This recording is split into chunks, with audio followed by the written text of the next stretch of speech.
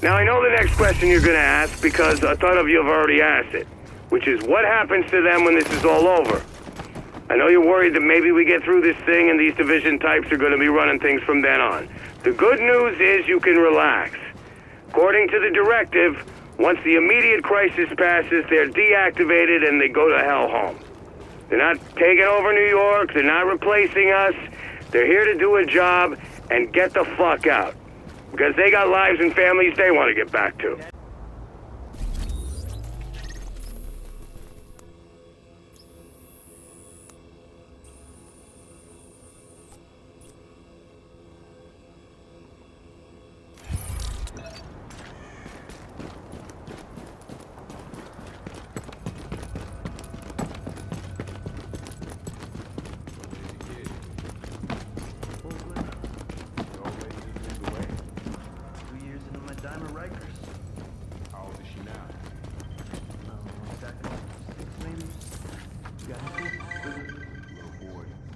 Oh boy.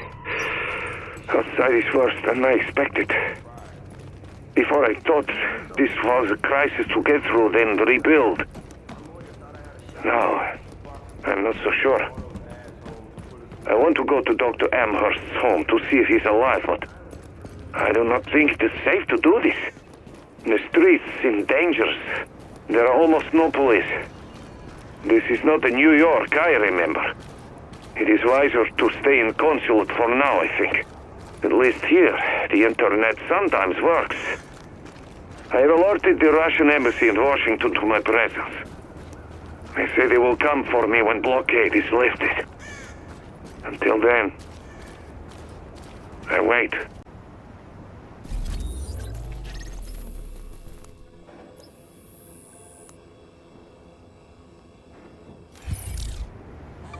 Anyway, you meet a division agent, you offer them any and every bit of aid you can, because they're the ones who are supposed to help us get out of this mess. Look, I know we've been busting our butts. All of us. Firemen, cops, animal control, you name it. The whole joint task force has been doing a hell of a job. But sometimes, you gotta call the cavalry. Crisis gets too big. There's just not enough of us to go around. The city needs more than we can give.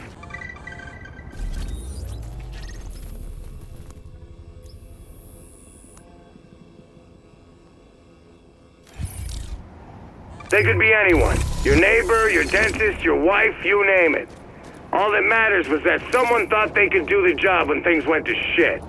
And when they got the call, they dropped whatever they were doing and they hit the streets, because that's the kind of people they are. And yeah, I'm about as happy about this as you are. Somebody in D.C., called the Strategic Homeland Division, didn't have a lot of faith in people like us. Then again, you look around, maybe planning for something like this was the right idea.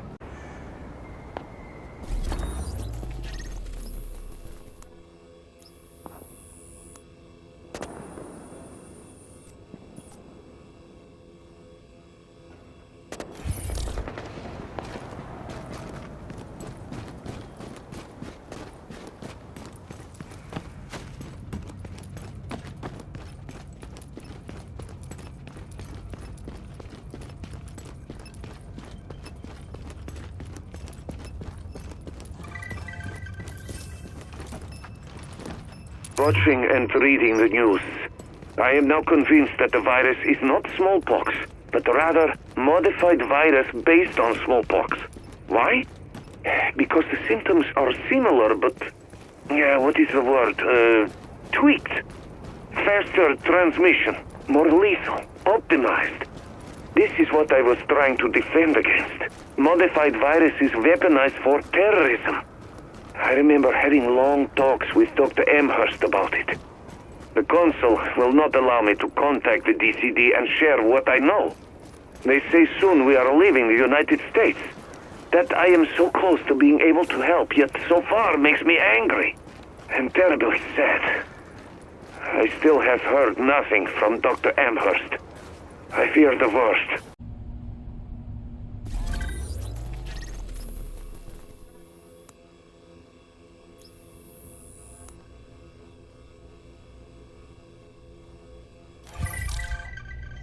So, You want the formal language? Here it is.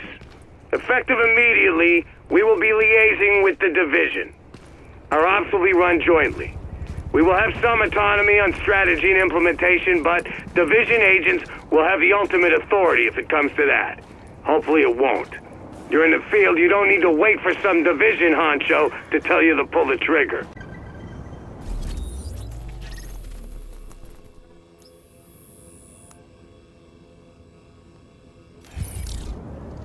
Okay, people, listen up. I've been getting a lot of questions about this Directive 51 thing, and the people with the orange wristwatches, and with all the other crap we got going on, nobody knows what the hell's going on. Well, today's your lucky day, because I'm going to give you the short version, and after this, no excuses. Right, so, first things first, yes, we got to do it. Directive 51 comes right off the President's desk, which means it's totally on the up and up. Someone invokes it, you listen.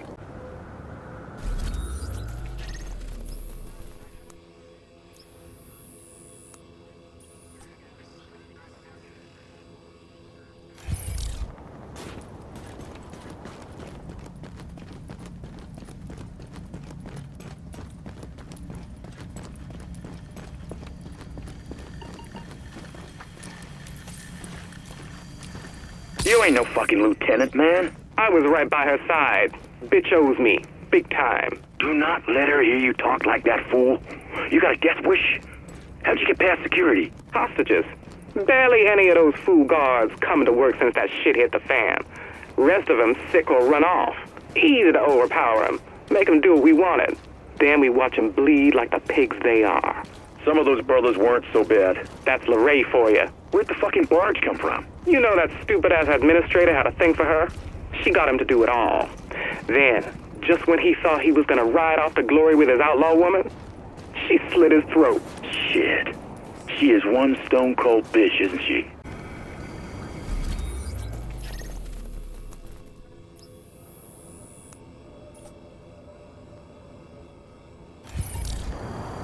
Shit! These fools got TVs in their bathroom? Both of them! Automatic goddamn toilet, buttons and shit.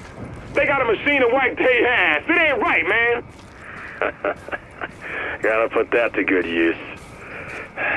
Sick of wiping my own ass. Not like they using it no more. Yesterday we got into that art collector's place. Holy shit! Felt like walking into a museum.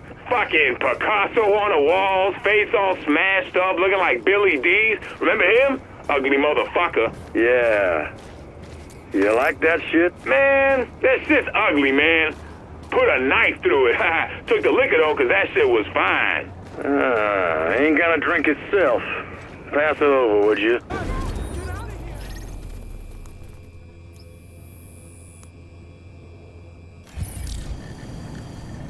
You claim the officer put you in a chokehold. It ain't a claim, that's a fact.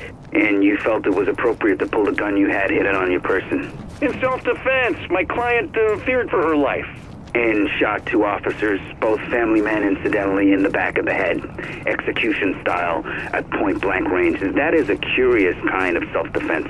You're smiling, Barrett. Something you want to share? Just having me a nice memory. You know, childhood. Nothing to do with shooting two innocent men in the back of the head. Just puppies and baby dolls and flowers and all that shit. This is speculation, Detective. Let's stick to the facts. You know I ain't nothing but sugar and spice and everything nice.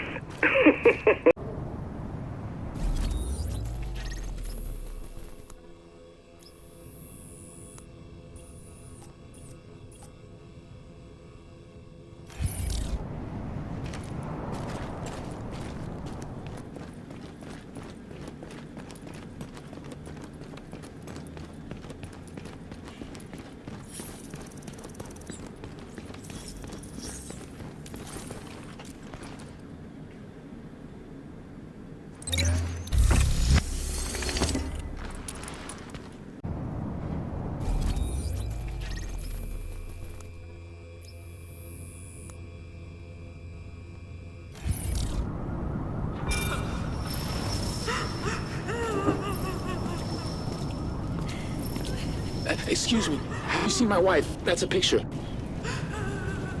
Sorry, Her name's pal. Jennifer. Oh, this is Mike. Sorry, was Mike. We're just chatting about if he'd like to be buried in the family plot or with his mom in Detroit. Any thoughts? I'm sorry. I didn't mean...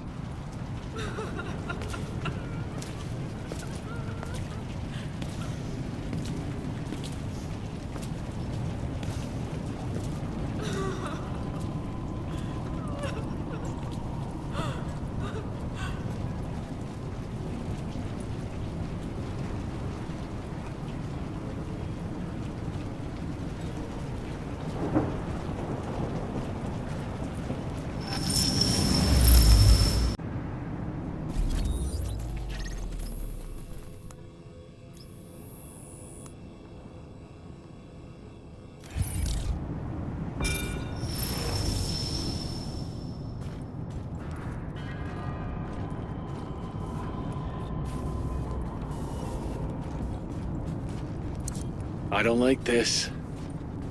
I know, baby. But what choice do we have? We're lucky we even found that gas.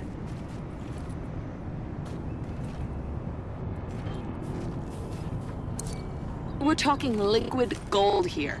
I could take this across town and get twice what you're offering. Lady, be my guest. Be lucky if someone doesn't shoot you and take it. Come on, man. We're starving. Please. Fine. But only because you're pretty and I don't need to see any more pretty dead girls in the street. Pound of chicken and 12 tortillas. Final offer. And the hot sauce? Lady...